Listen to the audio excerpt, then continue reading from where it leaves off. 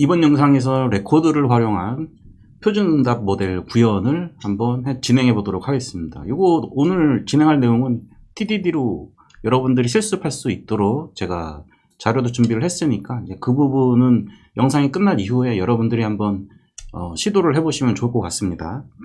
자, 제가 지금 이제 요 표준응답 모델 구현 영상을 작년에 실은 만들었었어요. 네, 만들었었는데 제가 이제 최근에 레코드하고 그 다음에 JDK 21 예, 이후부터 이제 실드라는 실드 클래스, 실드 인터페이스를 이용을 하는 방법이 있는데 요거를 이제 잘 조합을 해가지고 레코드랑 잘 조합을 하는 그런 이제 DOP라는 데이터 오리엔티드 프로그래밍이라는 요즘 새로 자바 중에서 새로 만들어낸 용어인 것 같긴 한데 어쨌든 이제 그걸 한번 활용을 해보기 위해서 이제 표준 응답 개체 모델 제가 만들었던 거를 다시 레코드하고 실드 클래스 인터페이스를 이용을 해가지고 새로 만들어 봤거든요. 네, 그래서 실제로는 이제 기존 영상이 하나 작년에 만들어 놓은 게 있으니까 그거를 요거 보시기 전에 여러분들이 참조를 하셔도 좋을 것 같고요. 스프링부트 DTO 표준 모델 구축이라는 내용으로 만들어 놓은 게 있습니다.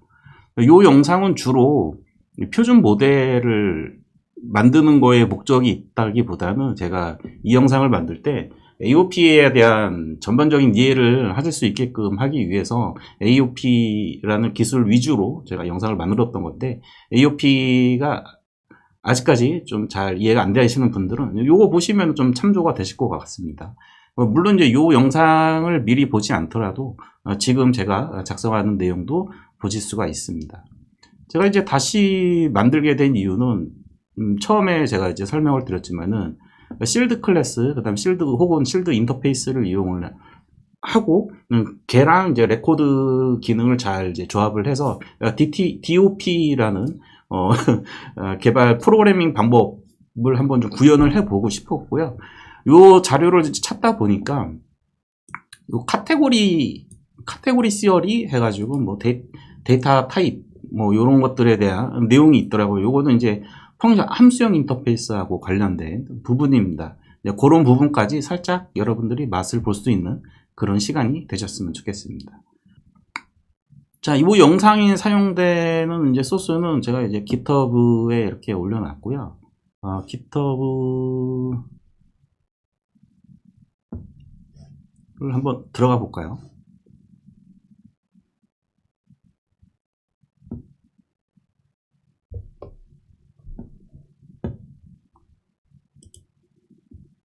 제 GitHub에 요즘 녹색 많이 들어가고 있죠. 코딩 위주로 지금 진행 중에 있습니다. 리파지토리를 보시면은 제가 이제 엑서사이즈 스프링 데이터도 준비를 하고 있고요. 이 영상과 관련된 소스는 엑서사이즈 스프링부트 3입니다. 요 사이트로 들어가시면은 이 소스를 이용을 해서 제가 준비를 했고요. 자, 그러면 이제 본격적으로 한번 들어가 보도록 하겠습니다.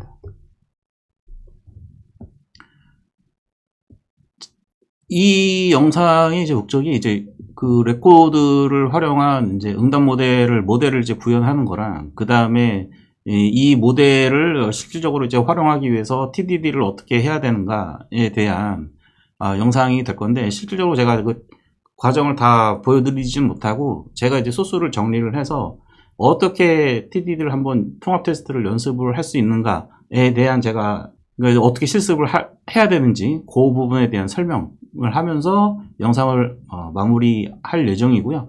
자, 그 전에 이제 배경 지식을 여러분들한테 이제 드리는 거예요.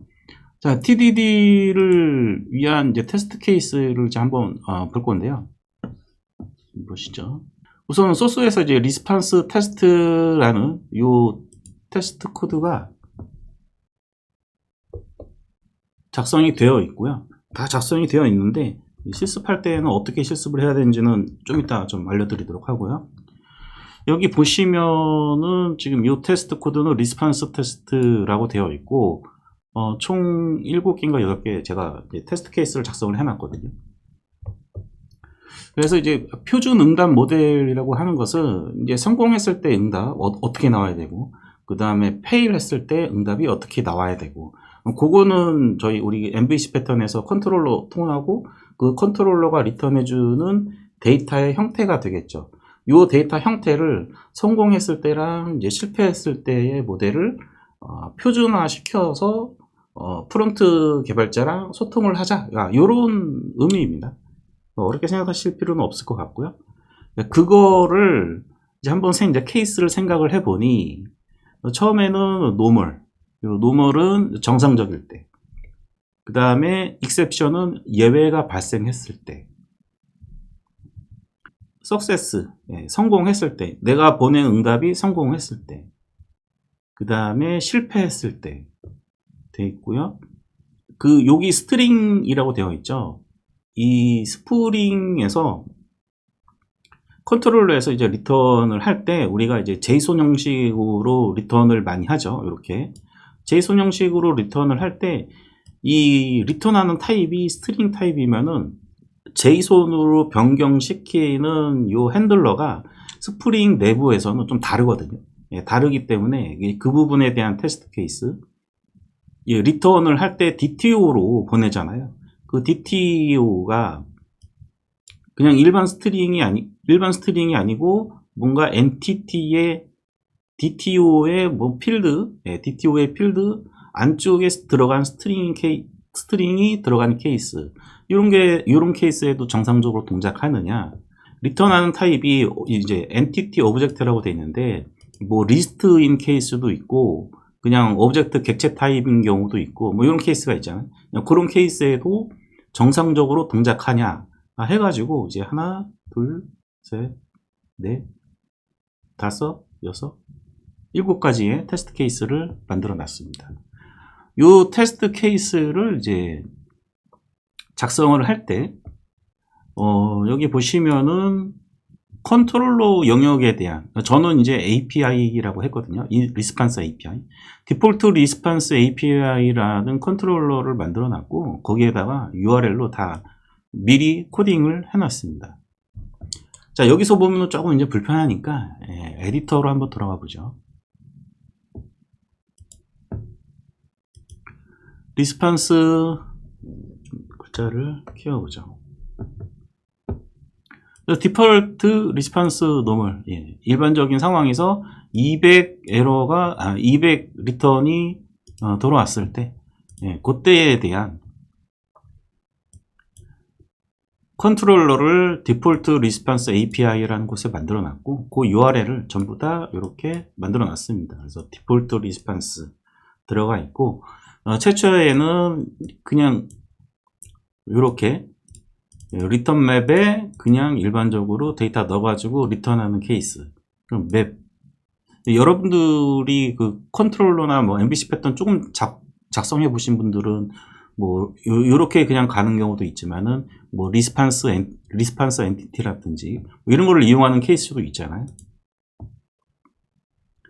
그 다음에 이제 익셉션, 예외가 발생했을 때 이렇게 URL을 만들어 놨고요. 이런 케이스에는 런타임 익셉션을 바로 수루 하도록 이렇게 만들어 놨습니다. 그 다음에 이 타입, 이제 성공, 실패, 여러 가지 그 리턴 형태에 대해서 목 타입이 좀 필요했어요. 그래서 목 타입이 좀 필요해가지고 레코드, 목 리절트, 이런 식으로 집어 넣습니다. 그래서 이 내부에서만 사용이 되는 레코드라고 보시면 되고요. 이렇게 넣었을 때 어떻게 리턴이 되느냐, response.pl 이렇게 돼 있는데요. 자, 이제 이 부분을 설명을 드리려고 합니다.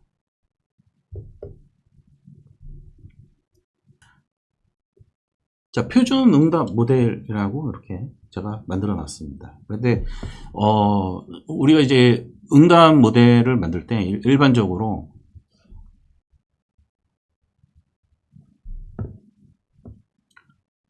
성공일 때 성공 코드하고 그 다음에 내용, 성공한 거에 대한 리턴에 대한 내용, 이런 것들을 제가 레코드로 이렇게 표현을 했고요.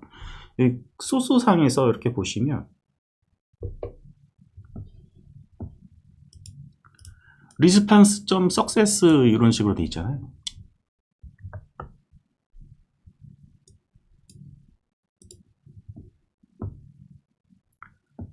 그래서 response.success가 여기 보시면은 네, 리스판스가 이제 인터페이스로 돼 있고 이 인터페이스에 이제 실드를 붙여주게 되면은 이 인터페이스를 구현할 수 있는 클래스가 한정적으로 되거든요. 그래서 몇 가지 이제 문법 규칙이 좀 있긴 한데 뭐 퍼밋을 쓰는 경우나 아니면 지금 여기서 보는 것처럼 인터페이스 내부에 이렇게 레코드를 서면서 사용하는 방법이나 뭐 이런 것들은 여러분들이 이제 테스트 코드를 실제로 한번 작성을 해 보시면서 여기 이제 어떻게 되는 거냐 뭐 이런 거는 여러분들이 조금 공부를 해 보시면 될 것 같고요. 이 응답은 제가 이제 두 가지로 생각한 거죠. 이제 성공한 경우와 실패한 경우 이렇게 두 가지 케이스로 갖고 성공했을 때는 리스판스 코드, 실패했을 때도 리스판스 코드를 집어넣어줘요. 그런데 페일일 경우에는 메시지를 하나 더 담아서 리턴하게끔 이렇게 응답 모델을 만들었습니다. 그래서 모델 구성은 실드 인터페이스 안쪽에 레코드를 각각의 타입을 이렇게 명시한 형태로 제가 작성을 했고요. 이런 거는 여러분들이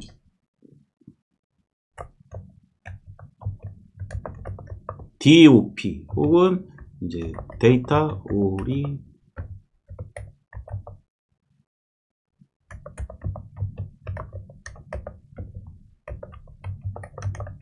데이터 오리엔티드 프로그래밍이라고 검색을 하시거나 실드 레코드 이런 식으로 이제 검색어를 입력을 하셔서 검색을 해 보시면은 이런 형태로 이제 구성하는 거에 대한 프로그래밍 기법에 대해서 잘 설명되어 있는 영상들이 많으니까요. 유튜브에서 다른 데서 좀 검색을 하셔서 조금 더 공부를 해 보시면 좋을 것 같습니다. 어쨌든 저는 실드 인터페이스를 이용을 해 가지고 그 실드 안쪽에 데이터 타입을 성공 타입과 페일 타입으로 가둬뒀죠. 자, 그 다음에 이제 리스판스 코드는 이제 별개의 이놈으로 구성을 했고요. 석세스, 에러. 그 다음에 뭐 코드가 더 필요하면 여기다가 이놈을 더 넣으면 되겠죠. 거기에다가 이놈을 가지고 뭔가 더 작업을 하겠다 한다면은 요거는 요 얘기는 안 하려고 했는데 제 채널의 영상 중에 이제 마스터 코드 관련된 영상이 하나 있거든요. 그 영상을 좀 참조를 하시면 도움이 될 것 같기도 하고요. 제 여기 소스에도 지금 작업 중이긴 한데 마스터 코드라는 패키지가 있고 이 마스터 코드 패키지에 마스터 코드라는 부분이 있습니다. 요거를 참고를 하셔도 될 것 같습니다. 그래서 이제 이렇게 표준 응답 모델을 실드 인터페이스를 이용해서 만들어 봤습니다.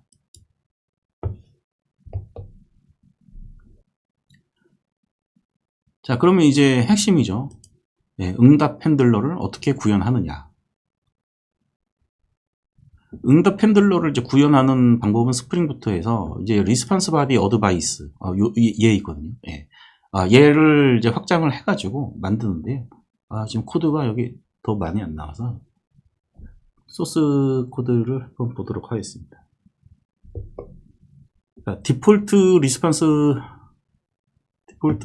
핸들러 핸들러고요.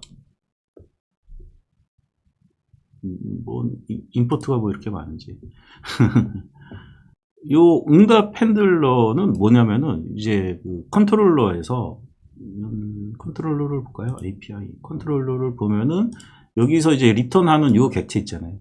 요 객체를 중간에 가로채는 애예요. 결국에는 제가 처음에 말씀드렸던 그 AOP 있죠? 그 AOP 개념을 아시면은 뭐 쉽게 이해를 하실 수 있는 부분이고, 리스판스 서세스든 여기 리스판스 페일이든 혹은 스트링이든 혹은 여기 보시면은 보이드든 중간에 가로챌 수 있도록 도와주는 애가 스프링에서는 리스판스 바디 어드바이스라는 애가 있습니다. 얘 인터페이스를 이제 구현을 해서 이런 핸들러를 하나 만들어 주시고요. 그 다음에 여기 위쪽에 보시면 이제 REST 컨트롤러 어드바이스라는 요게 있는데 여기 이제 내부적으로는 AOP로 동작한다고 보시면 되고, 실제로 적용할 패키지들을 이런 식으로 지정을 해주시면 지정된 패키지에서만 동작이 가로채기가 가능해집니다. 자, 이 리스폰스 바디 어드바이스 핸들러를 구현을 하려면은 두 개의 메소드를 구현을 해야 되는데요. 첫 번째로 서포트, 두 번째로 before body write라는 두 개의 메소드를 구현을 해줘야 됩니다. 그러면은 이제 첫 번째로 이 어드바이스에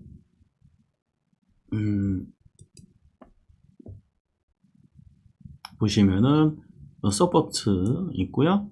그 다음에 before body write라고 되어 있습니다.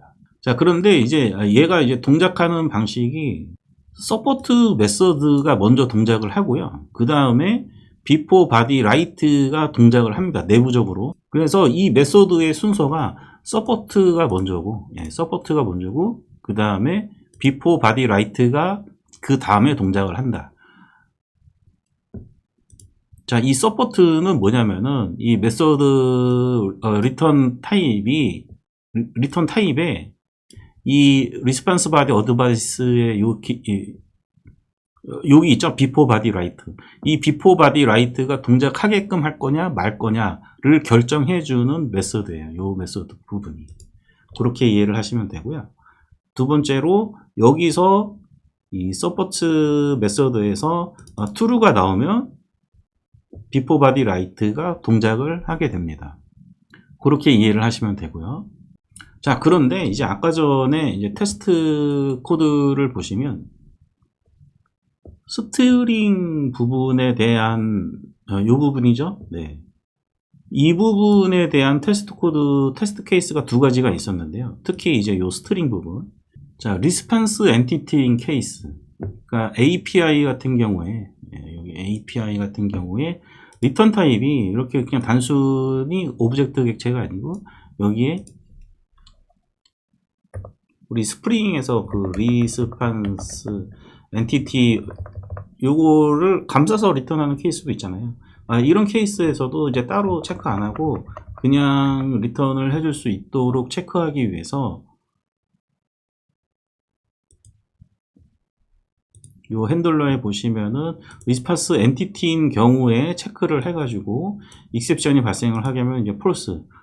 이미 리스폰스 엔티티로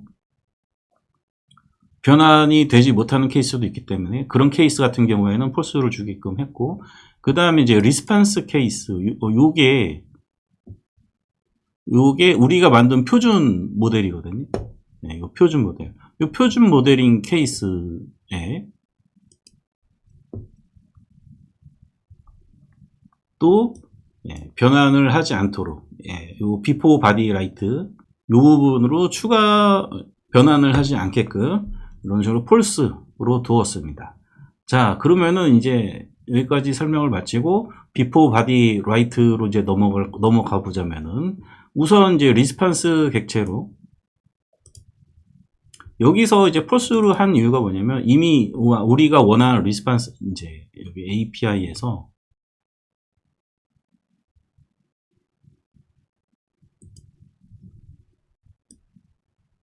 얘가 어떤 거가 들어오든 우리는 표준 모델로 변환을 할 건데 얘가 이미 표준 모델인 상황에서 변환을 하게 되면은 리스폰스를 또 이제 중첩하는 그런 형태가 되기 때문에 그거는 여러분들이 이제 테스트 코드를 작성하면서 한번 그 현상을 확인해 보시는 게 훨씬 더 좋을 것 같고요.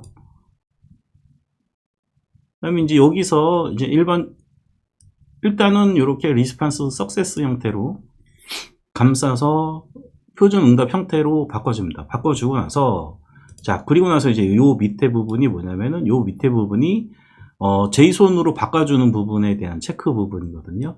일반적으로 스트링이 아닌 케이스에는 매핑 잭슨 to HTTP 메소드 컨버터라는 것을 이용을 하고, 스트링인 케이스, API의 리턴 형태가 여기 맵이 아니고 이런 일반적인 스트링인 케이스에는 또 다른 걸 쓰거든요. 그 다른 거를 쓰기 때문에 그런 경우에는 오브젝트 매퍼를 이용을 해가지고 이 리스폰스로 이미 여기 만들어 묶어 놓은 거 있죠. 얘를 write value as string으로 해가지고 이제 스트림으로 그냥 IO로 그냥 뿌려버리는 형태로 바꿔주는 거죠. 그러니까 결국에는 요 메시지 컨버터가 동작하지 않게끔 스트링에서는 얘를 컨버터를 뭐 스트링 무슨 뭐 다른 걸 쓰기 때문에 그거를 쓸 수 없는 상태죠 지금. 왜냐하면은 이 서포트 요쪽에서 이 컨버터는 select 컨버터 여기 파라미터로 들어오거든요.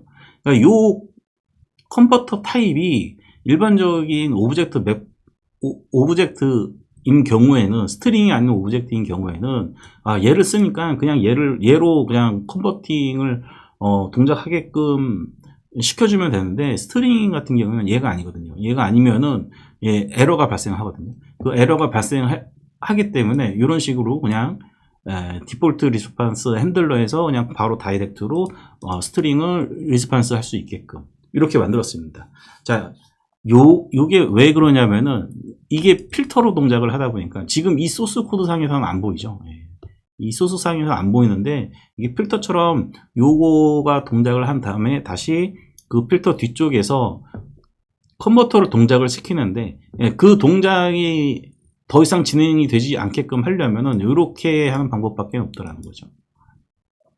물론 다른 방법이 있겠죠. 좀 더 고민을 해보면. 자, 어쨌든 이렇게 간단하게 핸들러에 대해서 한번 설명을 드렸고 이 핸들러를 구현하는 것이 바로 이제 여러분의 숙제가 될 겁니다. 세 번째로 이제 익셉션 핸들러. 요거는 익셉션 핸들러는 요 임플리먼트의 리스폰스 바디 어드바이스 하고는 상관이 없습니다. 상관이 없는데 익셉션 핸들러도 그냥 여기다 넣어봤어요. 여기다 그냥 한 번에 다 묶어놔 봤고 이 익셉션이 발생한 경우에는 이 익셉션 핸들러가 캐치를 하고 나서 리스폰스 엔티티로 OK로 제가 리턴을 하게끔 코드를 만들어 놨고 여기서 이제 리스폰스 엔티티로 리턴을 했잖아요. 리턴을 하면은 리스폰스 바드 어드바이스에서 서포트라는 메소드가 동작을 하게 됩니다. 그러니까 스프링과 관련된 소스들을 쭉쭉쭉 찾아 나가다 보면은 이 부분이 나오긴 하는데 그 부분까지 보여드리면 너무 답을 많이 알려드린 것 같아서 여기까지 설명을 드리고요. 그래서 익셉션 핸들러 같은 경우에는 이렇게 리스폰스 엔티티로 묶어서 OK를 넘기고 그러면은 서포트에서 여기 리스폰스 엔티티로 묶여 있으니까 얘는 폴스가 되니까 그냥 쑥 지나가겠죠. 쑥 지나가고 동작을 하지 않게 될 겁니다. 자, 그런데 이제 잠깐 좀 생각을 해보면은 그러면은 여기가 아니라 API에서 이렇게 묶어서 여기에 지금 이 리스폰스 표준 응답 모델로 리스폰스 엔티티를 담지 않고 다른 객체로 담았을 때도 정상적으로 동작하느냐?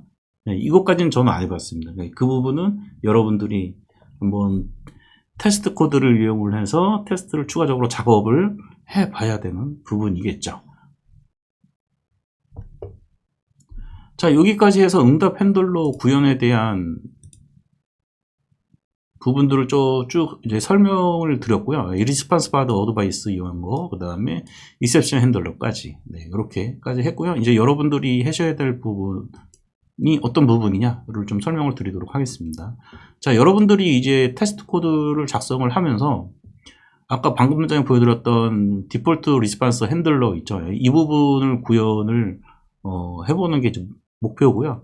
그 다음에 리스폰스 테스트의 테스트 케이스를 이제 하나씩 성공시켜 나가는데, 자, 그러면은 이제 TDD를 좀 연습을 해야 되니까, 물론 TDD라고 하는 것이 JUnit 기준으로 보면은 걔는 통합 테스트가 아니죠. 그러니까 통합 테스트 환경 하에서의 TDD를 제가 한번 여러분들 연습할 수 있게끔 제가 이 코드를 세팅을 해 놓은 거기 때문에 통합 테스트에서의 TDD하고 그 다음에 이 통합 테스트가 아닌 유닛 테스트 상황 하에서의 TDD하고는 방식이 완전히 다릅니다. 그러니까 인터페이스래 통합 인티그레이션하고 좀 헷갈렸네. TDD로 코드를 이제 작업을 할 때는 다양한 방법으로 할 수 있는데 이제 그 방법의 이제 그 요령 중에 단위 테스트를 TDD로 개발을 할 때는 쉽죠. 뭐 클래스 몇 개 만들고 그냥 테스트 코드 몇 개 만들고 로직 간단하게 완성하고 시켜 나가고 쉽죠. 책 분량이 나올 만큼 쉽죠. 그런데 통합 테스트를 가지고 TDD를 한다? 그러면은 여러분들이 뭔가 해야 될 게 뭐냐면 실패하는 코드부터 작성을 하는 게 문제가 아니고 테스트 케이스. 여기 지금 글자가 살짝 여기 요 부분입니다. 테스트 케이스를 먼저 설계하는 것이 더 중요합니다. 통합 테스트는 무조건 처음부터 알아서 실패로 시작을 하거든요. 왜냐면 아무것도 모르는 상태이기 때문에. 그리고 이미 로직이 그러니까 코드 있죠. 코드가 다인 테스트 코드를 작성을 할 때 TDD로 작성을 하셨다면 이미 테스트 코드가 작성되어 있는 케이스도 많기 때문에 그 테스트 케이스를 또 테스트하냐? 아니, 그 테스트 코드를 또 테스트하냐? 이건 아닌 거죠. 그러니까 통합 테스트에 있어서의 TDD를 진행하는 방법은 또 다른 방법을 사용을 해야 된다는 거야. 근데 거기에 있어서의 진입점이 제가 보기에는 제가 해보니까 우리가 일반적으로 그 QA라고 불리시는 분들이 작업하시는 테스트 케이스를 작성하시잖아요.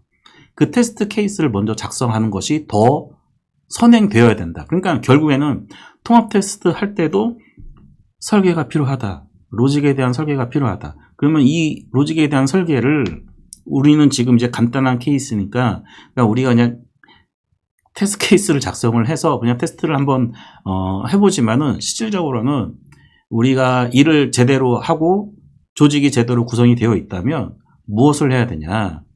도메인 모델에 대한 설계를 할 때 테스트 케이스가 나와야 된다라는 거죠. 선행돼야 된다는 거죠. 결국에는 코드가 완성되기 전에 그 설계, 테스트 케이스 설계가 돼 있어야 된다.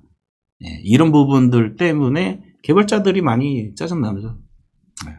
테스트 케이스를 개발자가 생각을 해서 테스트해야 되니까 오늘 영상의 핵심은 이겁니다. 통합 테스트로 TDD를 개발을 하실 거면 테스트 케이스를 먼저 작성을 해야 된다. 이 부분을 좀 강조를 하고 싶고요. 이제 여러분들이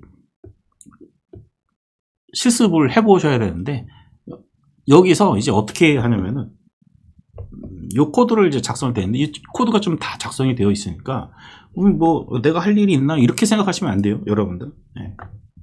제가 이 영상을 만든 의미가 없습니다.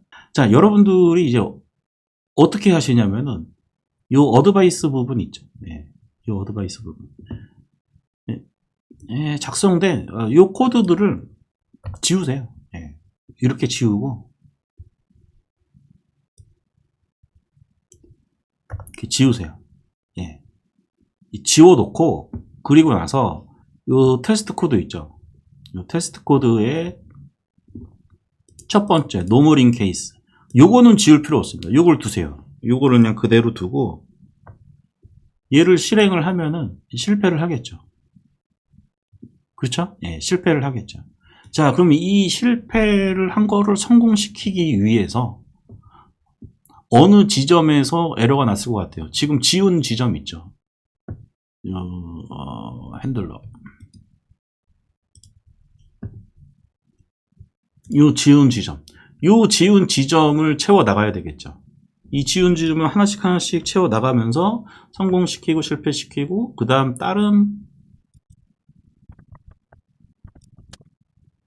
다른 케이스를 또 작성을 해보고 또 성공시키고 실패시키고 하시다 보면은 여기서는 성공을 해서 그 다음으로 넘어갔는데 여기서는 실패를 해요. 그래서 요거에 맞춰서 또 코드를 수정을 했는데 얘 두 개를 코드를 실행하다 보면 또 얘가 실패를 해요. 그럼 얘 또 맞춰야 되겠죠. 그러니까 이렇게 서로 둘 다 성공하면은 또 세 번째로 넘어가고 그리고 나서 첫 번째, 두 번째, 세 번째 또 실행을 해서 성공을 하면은 다음으로 넘어가고 이런 식으로 테스트를 작업을 해 나가시면 됩니다. 그래서 통합 테스트에 있어서의 TDD 개발은 먼저 테스트 케이스를 작성을 해놓고 거기 걔네들을 호출할 수 있는 코드들을 미리 만들어 놓고 미리 만들다 보면은 이런 폼이 생겨요. 이런 폼이 생기고 그 다음에 이제 결과는 어떤 식으로 나올 것이다. 대한 요 데이터 있죠.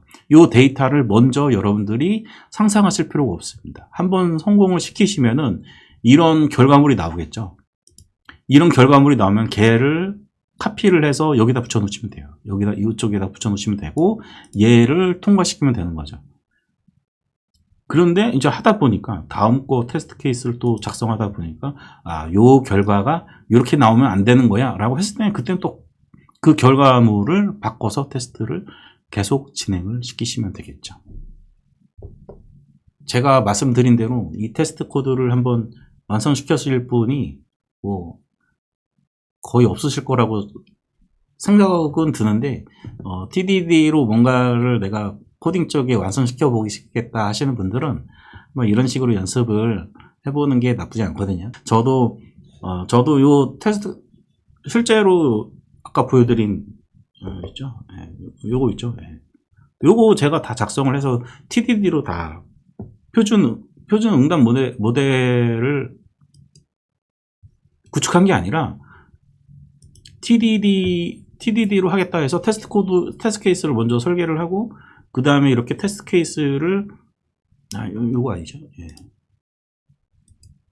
테스트 케이스를 느려터 놓고 그 테스트를 어떻게 할 것인가에 대한 요 폼을 지정을 해 놓고 제가 수정한 거는 이거죠. URL이라는 값만 두고 그 다음에 이제 하나씩 성공시키기 위해서 제가 하려고 했던 것은 핸들러 부분이니까 이 핸들러 부분에 대해서 서포트하고 비포 바디 라이트 이 부분을 이제 받쳐가면서 완성을 시켜 나간 것이죠. 자, 여러분들도 이렇게 하는 게 영상을 보시고 저는 꼭 권장드리고 싶고요. 물론 뭐냐면은 이 코드들 있죠. 이 코드들 인터넷 검색을 해보시면은 유사 코드가 많이 있습니다. 결국에는 유사 코드로 돌아가는데 저는 이제 통합 테스트를 했을 때 뭔가 기술을 코딩에 대한 스프링에 대한 깊숙한 배경 지식이 없는 케이스에는 우리가 항상 그렇지만은 다 아는 게 아니기 때문에 컨닝이 필요한 케이스가 있습니다. 이 컨닝이 필요한 경우는 컨닝을 하셔야 되고요. 그리고 우리가 이제 구현하려고 하는 부분은 어드바이스에 대한 구현이잖아요. 리스폰스 바디 어드바이스라는 인터페이스에 대한 스프링에서 제공해주는 이 인터페이스에 대한 구현이기 때문에 이 부분에 대해서도 공부를 해야 될 게 사실 맞고요.